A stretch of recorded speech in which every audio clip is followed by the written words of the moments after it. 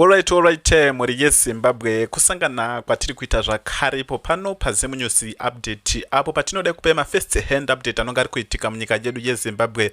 So tine audio ralika Oppah Muchinguri achitaura kuti vanosapota vice president Constantino Chiwenga atizokwanisi kurisa pano because tozorohwa nemacopyright muri yeZimbabwe. It's obvious vamatatu vagara havadzikani side ravo but toona kuti havasi kwa president Emmerson Mnangagwa. Vamatatu vari so status tirikuona vatapfuma nei ndo alai ya president Emmerson Mnangagwa ndo vanenge vachidhila napresident Emmerson Mnangagwa. Ana Obed Mpofu vakazotaridza pachena kuti havasi kwa president Emmerson Mnangagwa. Ana George Charamba vakazvibuditsa pachena muri yeZimbabwe. Tirikuona kuti ruzhinji ziyambe Anthony General Virginia Mabhiza ana Martin Rushwaya nevamwe vanhu vakasiyana varimo mucabinet ndo vari kusapota constitution amendment ya bill number 3 but kune vanhu so tine murume muri yeZimbabwe toti mumbonzwe pano after manzwa pano mozombonzwa nhauhwa yameya wemuHarare vanova vari Jacob Mafuma vachitaura vachibvunzwa nenhauhwa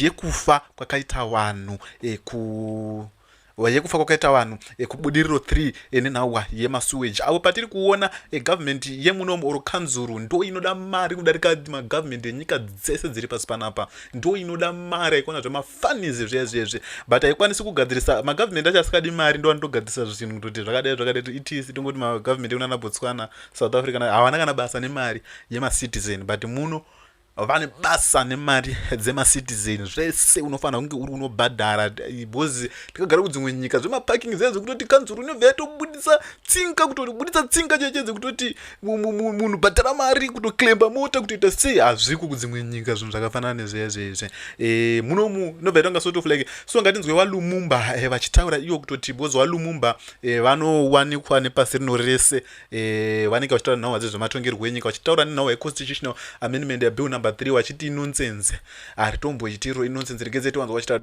mafumbi the cameras and say that elections are toxic. They claim that elections hamper development. They said they need more time to complete their programs. What utter nonsense. The only thing that is toxic in Zimbabwe is a ruling elite that uses violence to silence dissenting voices. You do not cure the difficulties of democracy by amputating the will of the people. If you are truly delivering for the people, if your development is real, why are you afraid of the ballot box? A leader who is loved by the people does not need to rewrite the constitution in the dark. He goes to the people, presents his record, and asks for a renewed mandate. But this regime is running scared. They are terrified of the very people they claim to serve. When President Emmerson Mnangagwa took power, there was a whisper of hope. He promised reforms. He declared Zimbabwe open for business. But look at the reality today. We are witnessing the resurrection of a ghost. The ghost of Robert Mugabe's 37-year rule. A snake can shed its skin, but the venom remains exactly the same. The machinery of oppression has not been dismantled. It has merely changed its driver. A constitutional lawyer has already filed a case to block this amendment, reminding them of the rulings that explicitly state presidential terms are limited to 5 years and cannot be extended without a national referendum. Yet, they ignore the law. They intimidate the lawyers. This is the panic of a regime desperately trying to build a fortress out of broken laws. It is a constitutional coup, and history will not forgive those who orchestrate it. Let us pause for a moment and critically evaluate their grand defense. Let us look at the economic altar upon which they are sacrificing the Constitution. The government tells us they need more time for policy continuity. They speak grandly of resource nationalism. And on this platform, we must be intellectually honest. We do not oppose policies blindly simply because we disagree with the politician who signs them. When the government of Zimbabwe decided to aggressively ban the export of raw lithium and unprocessed base minerals. That was, in principle, a profound and necessary step. They looked at foreign corporations and said, if you want our lithium, build the processing plants here, create the jobs here, add the value right here on Zimbabwean soil. That is the language of true economic independence. Africa holds the largest lithium reserves in the world, the critical fuel for the global energy transition. For decades, we have been digging up our wealth, shipping it overseas, and buying it back as finished products at exorbitant prices. So when President Mnangagwa speaks of mineral beneficiation, the policy sounds like a symphony to the Pan-African ear. But policy ways to patch those holes. You can manufacture plastic, you can come up with concrete and stuff like that. So it means, I mean, it's a negligent part on the city council which doesn't actually do its job. We don't want to lie. It's as much as good as sewage. It's a proper septic tank. So we don't know who owns it. Is it council or residents? We don't know. So either way, whether it's residents or whatever, but it's an issue of safety. We can't say that these people were made that and put there, unless, I mean, if there's going to be a, what do you call it? No, it's cancelled. We got that. Let me just pull some news. No, okay. So unless if these people is suspected to be foul play, because we know that our intelligence organization actually does so many things which are dubious, and such things, I mean, you can't actually rule them out. So until maybe when autopsies and stuff like that come out and say definitely these people actually fail inside that place, then it's an issue of safety negligence. So I can't actually say preamble and say no, what happened to these people was because of A, B, C, D. But as far as the council is concerned, safety is actually of paramount importance, and it has been on a sliding scale to the negative ever since, I mean, the economy started tanking in the way 2000s. And as much as you can see, we have got a mayor who spends much more time, I mean, in Papa Maningiri, bling bling, as compared to actually executing his job. We see him more on selfies and these social media things than actually resolving the issues which are surrounding the problem. So that's an issue of merit and an issue of, do they know what they're actually doing? Right now, Cape 3 has brought so many issues we don't want to like. Cape 3 has brought us local problems, regional problems, international problems. And as such, we ignored how we're actually going to solve the problems that we have got. And then we find ourselves actually still trying to talk about leadership that which is being directed by whatever we said. And yet we are actually afraid, we as a people, to put our legs in that water, and we live in free spaces in terms of the diasporas where we are located. We stand a better chance of actually reasoning and rappelling with governments which are outside. And we know that those ones who are at home actually don't actually have that. It's like you're driving or you're running a race, and you run 10 meters and then you turn back, you run 10 meters and then turn back, or you're driving, you're in a race, you're driving your car and you look at your rear view mirror. We are spending more time actually looking at the rear view mirror to try and actually bring that picture and say, no, let this picture be in front so that we can actually read it properly, thereby actually losing sight and focus of what politics is supposed to do and what it entails. Politics is about solving people's problems, yes, and arguing them in the court and formulating laws and stuff like that. And we are saying with whatever happened with the previous politicians that we actually inherited, we have sat down here and we have diagnosed, especially last year. Last year was actually an eye-opener. We diagnosed so many things. They came here, these MPs, they came and they told us their side of the story. But one of the things that we are doing is that we are actually outsourcing our thinking to these politicians, and they end up believing a myth of thinking that they are better than us. That is where the problem comes now. We have got better politicians, we've got better people who can articulate the masses, the on gabs, They are all here, the Dobbs, they all talk, these people, points which are far much better and which are far much stronger than those ones by those whom we are actually looking at by gazing in the rearview mirror. We are actually wishing ourselves to be led, not actually to resolve problems which our people are facing. One of the biggest things is the South African issue. We don't want to lie. We are busy right now trying to solve issues of power. Yeah, what is this politician saying? What is that politician saying? We cited out and we know what our problems are and who are causing these problems, of which even the opposition politicians are part and parcel of that fray. When we spend more time actually trying to iron out things that they don't want to iron out, who are we to outsource our thinking and renege the responsibilities which people want to be resolved or to be solved within the spaces where we are? South Africa June 30 is coming. We don't know what is going to happen. It's the truth and the reality. And here we are actually busy looking at the rearview mirror of a people who are busy trying to challenge each other on the previous mistakes which they do. Look at this is whereby if you've worked in organizations, you need to look into issues like teamwork.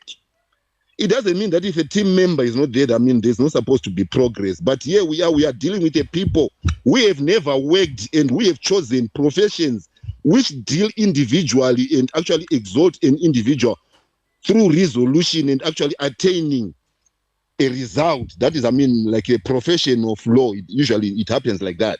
Only such a time whereby we have come together with lawyers on Cap 3. But if you want to look at lawyers when they're dealing with their issues of teamwork, they are really there. It's actually how you do your thing and how you resolve your thing. This is the perception that I know about lawyers. I'm not saying no, it's wrong or whatever. But in organizations which actually deal with attaining success in markets and stuff like that, you tend actually to have teamwork and look at whatever strategies are brought there and they're going to be resolved. The exclusion, I mean, differences between team members. Yeah, Fabisha, I'll give you 1 minute to land here. Okay. Differences between team members are set by issues of whereby we got to know the boundaries, which is we have got to operate within and how we are supposed to relate to and how we are supposed to rapport amongst each other. Because one of the purposes of a team is actually to attain a goal which we all agree upon. And as such, right now, it seems like we're not agreeing upon something. We are still focused on individual teamwork, which is the politics of Zimbabwe, which is actually has been infested with individualism emanating from professions which actually exalt themselves as such. Some of us were not actually used to working in such organizations. We're used in working in organizations where teamwork is done. It means that if tomorrow I'm not there, you, Scotty, have got actually to continue with something. If it means that if we've got a difference, we've got our own personal differences or something that is actually prevalent amongst us, team members can make you sit down, or we can agree to disagree or agree to disagree to agree for the purpose of the organization or for the purpose of attaining the goals which are required within the framework of the society. And in this case, we are talking of our population and our citizens. Just to finish up, Scotty, I was just listening to other citizens right now and saying, look here, we no longer have politicians. We need a plan B to resolve our situation in South Africa. But yet here we are seated and we are trying to resolve issues of a people who actually dropped us at the drop of a pin. And now they're trying now to say, no, we are relevant, we are there. What are we? We are fools. Let's lead each other. Let's actually get out of this. We've got all the tools that we require to change the situation at home. Does it require us to talk to Trump? Does it require us to talk to the British? Does it require us to talk to whoever? Does it require us to talk to the army to make a coup? Because what we've got a crisis happening while we are debating leaders, which is very useless and stupid fool.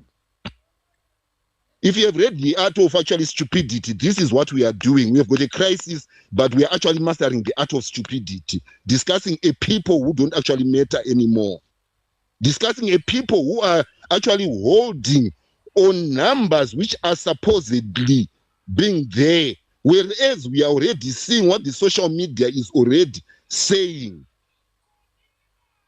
Real men and real politicians come and stand up and resolve people's problems.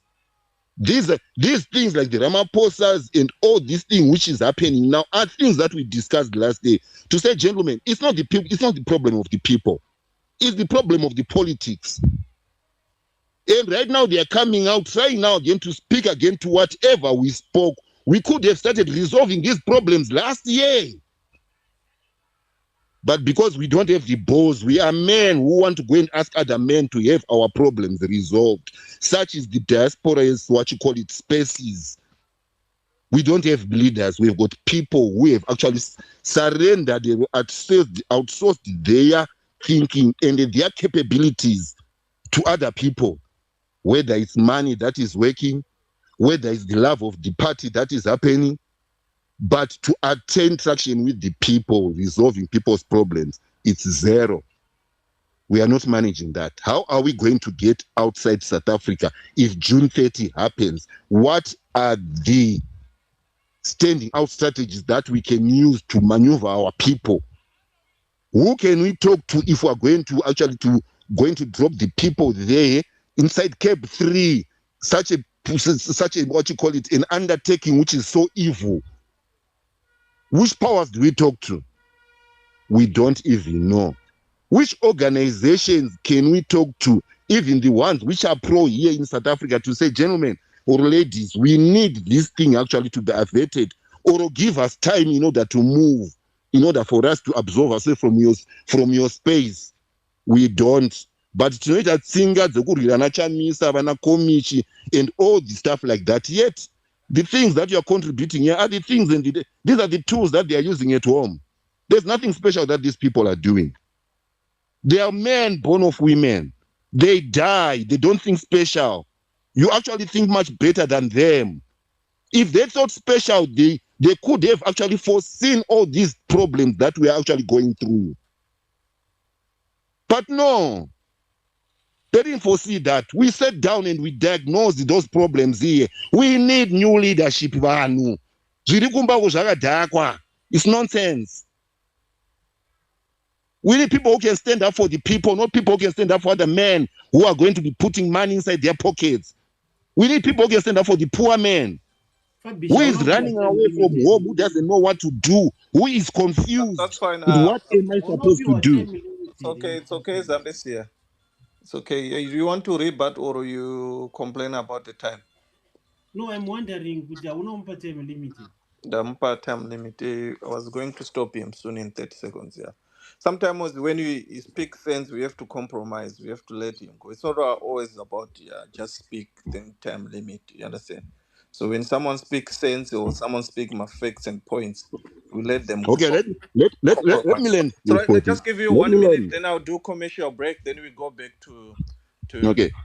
You know, we have got great women and great men amongst us here. People who are educated, people who think, people who know how the diasporas have actually embedded democracy in them.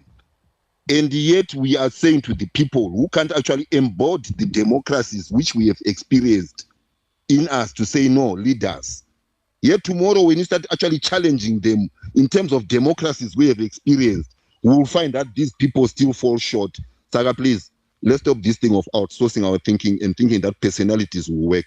This politics is not working. We need to start resolving issues, especially starting with this one in South Africa. Thanks a lot, Zambezi. You can take over. thank you. I was just gonna do the commercial break for 3 minutes. Just pray some questions. Everyone's Jacob Mafume. Yeah, just give me. It's just 3 minutes, then we go back to the lineup. Of understanding, and I'll call it the Harare trilemma. And I must first acknowledge, Mayor, thank you and well done for working with the government here, the central government and the executive, in proffering solutions and designing solutions that you are talking about here. I'm going to ask from an energy lens, economy lens, and transport lens. I know a lot of people have talked about water, but I'm going to basics, Mayor, because if we don't get the basics right, nothing will work, right? For example, if you don't get the public toilets in place, people will urinate on the Jura walls, like what you're saying. To that, I'll ask you, do you have public toilets? Clean, conducive, accessible public toilets, right? And then I'll go to energy. What is your short to long-term plan? Here I'm talking 5, even the 10-year plan for securing energy for Harare. What is your energy plan for Harare? Do you have one? What does it comprise of in terms of energy vectors? And then number 2 is under the economy. What are you answered Salani in terms of you don't want people selling Shongema Bete on the streets and everything with mosquitoes. That's horrible. I totally agree with you. Very noisy, very horrible. You don't get up, no, Baba. And then just a repeated message, it drives you crazy. I don't know who invented that idea, right? What are the value levers for Harare? Right? What would you pinpoint and say this is a value lever for Harare, that's a value lever for Harare that will employ these people? What are you doing? What solutions do you have for taking? Because let me finish. You can chase these people away, but the best solution to chase them away is to have the Harare economy work. Right? That's the best solution to chase them away, in my view. You can chase me however you want, but I have animal instincts in me. I'll come back where my survival is threatened, right? And then the last one, Mayor, I'll go back to basics again. Do you have public transport connecting your city and the Harare International Airport? Because when I get out of there, I don't see any public transport accessible to a traveler, because it is well and good to think that the journey of a traveler starts and ends at an airport. No, it doesn't. We have onward journeys to travel. And then lastly, I hear a lot of people use these buzzwords and throw them around. Smart city, that digital, that, this, that, and the other, which is why I've gone to fundamentals. What is a smart city to you, Mayor? Is it smart as in literal senses and smart as in clean, which I don't see most of it in Harare? Sorry. I'm from Aswingwena. So Harare, maybe Harare. Yeah. Is it smart in the sense of cleanliness and I'm walking in a smart city, or is it smart in terms of digital, to which it will call you to address the energy issue? And lastly, Mayor, would you consider a park and ride solution for Harare? Get rid of Mshigam town, congestion, because that city is not easily navigable. It's not penetrable. You can't travel. You can't filter things, the traffic around Harare. It's very difficult to navigate, very difficult to drive around. And Mayor, sorry, I will ask this, the last one, and then I go. Do you think, or do you feel you have the right team to deliver the Harare that the most big deal of these people desire? Because you can talk about these golf courses, golf clubs, and golf estates, but if Chitungwiza, if membrane is not clean, these people coming out of these golf clubs, when they come out of that, they will be met by these, what I would call, in my view, not pleasing sights. So in this, I'm calling for you to work as a team, connect like what you're doing with others, to build a working city. Cities are ecosystems. Thank you. So those are the questions raised by Text Drive. I think, if I'm not mistaken, 4 months ago or 6 months ago, and they failed to answer all those questions, basics. Yeah. So Mayor Gomba is not Mayor Gomba. Sorry, the mayor Jacob Mafume is failing. To be quite honest with you, and I think we should hold him accountable big time. We have 3 people died in the port of sewage, you know. So we need to speak about it. As Senor come out, we're going back to our topic. We've got 2 issues that we're dealing with: Jacob Mafume, and we're also dealing with the CAB. The topic is there. I think the parliament it's on now. Yeah, we need just to check. Yeah, Senor, go ahead. Then I think Zambesi drop. He was complaining about the time. Then we go back to Primrose. To those Request you guys if you want to speak. The mic is open. Thank you. Signor, sorry, Yes. sorry, signor. So Signor, 1 minute. I'm about to go off network. Dingo wonekana nemi. Very good conversation. And my network can actually play up. Then I will fail to make my contribution. But I'm here. I'll be listening in. Great conversation. I like what the take, Yafa Bish. Amazing stuff there. It's just, we have people, like you are saying, pointing out, Kuti, there are leaders out there who are ready to take this. But sorry, Signor, I just wanted to highlight there is a sister, Taura, akati kutongoita zvatinoita isusu sevanhu, although there is a paradox, there's a challenge somehow with that scenario, although it is encouraging to learn kuti we are thinking along those lines. At the end of the day, there is some need of some kind of a governance in place, a structure of governance. So I don't know how we can achieve that, but I would love to engage with her. I don't know. I lost her. I wanted to inbox her so that I can actually also see what they are doing. If we can come together and work together. So thank you, much love. Let's do this. Let's keep on keeping on. We'll win at the end of the day. The people will prevail. This is a fact. No matter how long it may take, but the people will prevail. There's what is called people power. People will prevail in the end. They may try because they have the apparatus, they have the monies, they have the resources that we may not have ready, but at the end of the day, the people shall prevail. I thank you.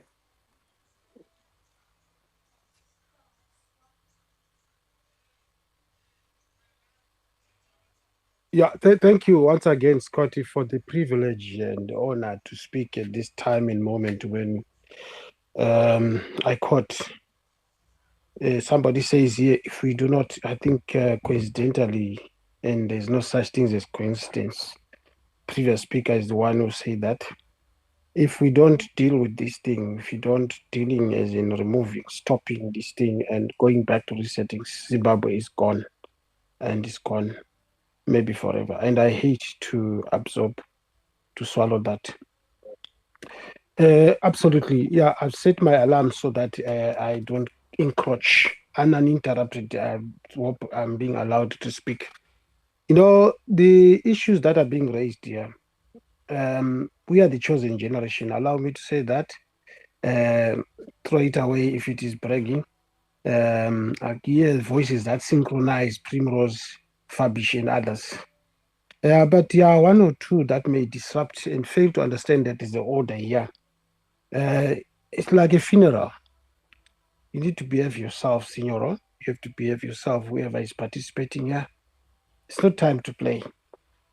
It's a very serious issue, which with our comrades here present, I want to highlight this clearly, directed through you, Joel, and Kurishi. A mention that speaks to or what BT said. It requires logic. If you don't deal with the Zimbabwean situation, which is a stumbling block for progress in Africa, by the way, this is Ramaphosa, because you are in charge. Surely, logic tells you that this camp, which I think South Africans are beginning to understand, is beyond that there are no human rights in Zimbabwe. It is an animal that, if it is allowed to swallow us, I don't know, I can't predict. Logic tells you that there will be triple influx of people into Zimbabwe, unstoppable. And it's a fact. So that's just a reminder, not to kill your emotions, but understanding, a shared understanding of what your neighbor is going through. It's what I'm hearing here. It's a very critical moment, and I hate to think of my beautiful country, Zimbabwe, richest on the planet, going into a civil war. Yeah, those riches, they mean nothing if there's no peace in Zimbabwe. If there's no peace in Zimbabwe, believe me, don't trust me, trust in God. There's no peace in the region. There's no peace in the whole of Africa. And again, Fabishi alludes to the fact that it's not time to entertain or to pick on the people that we have admitted or probably we've realized they've let us down for the longest time, masquerading as political leaders. This is not time for that. Yakadeuka. And my colleague friends here, zvingwanana zvoone musumwe chete, what it speaks to imdlwane kayiboni ngelanga lapho elifanayo imdlwane nxa izwe liyi-10 12, but that's what it means. So we are not here to blame each other as citizens. We don't want to keep going back to fighting under the table for crumbs, confining to Zimbabwe situation or looking at it at both countries, which can merge. The two economies can merge and can light up Africa. It's not a fallacy, it's not conspiracy that the Zimbabwe-Beitbridge border, it is a gateway to success. It is the biggest in Africa. So the message here is we could have done a lot, but we are wiping tears. One thing to admit, denial syndrome can kill you softly. It's no more time to deny, but there's no more time to dwell on the past. It's time to deal with what is happening right now, here, right in front of us. We are all alone in this game. And that this now is a reality show. It's a formality. I wish I had power. And I don't want my country to be ungovernable. I don't want the region to be ungovernable. And I'm not predicting that, but I just don't want. But a situation where we say we do not want at each other, it means that's a fool. Maybe misconstrued that voice of reason that you are hearing, it's advocating for violence. No. If you don't want something, you don't want. We've done this before, grounding tools, putting tools down, disobedience, which speaks to we're not going to accept this. If we can't stop this cab now, there are readings going through the parliament right now. There are deliberations. The processes are mapepa. I'm just saying it as if I have a power. I don't have a voice that can be heard. Maybe those who can be heard can copy what I'm saying. It's not time to look at the processes moving on. And yet we understand the danger of once the processes are complete. So there's a contradiction in me and all of us, I believe, because it has to be stopped now. Stopped now can simply mean crowding and not causing disruption. But if it's disruption which is orderly, stopping them walking into that parliament to deliberate, action speaks louder than words is what we are talking about here. But if we have got enough energy and borrowed time, maybe someone can school me here that no, it can also be done after allowing the processes to go through. It doesn't require us to fight, in this, like in riddles. It doesn't require us to do a guerrilla. It requires a family meeting. I wish we could all have the same feeling that we need to, all roads should lead to Zimbabwe right now. If not now, when is the right time? It's the right time when it is a done deal. When it is a done deal, are we not going to be the ones that are being labeled terrorists by the entire world, that you allow processes to go?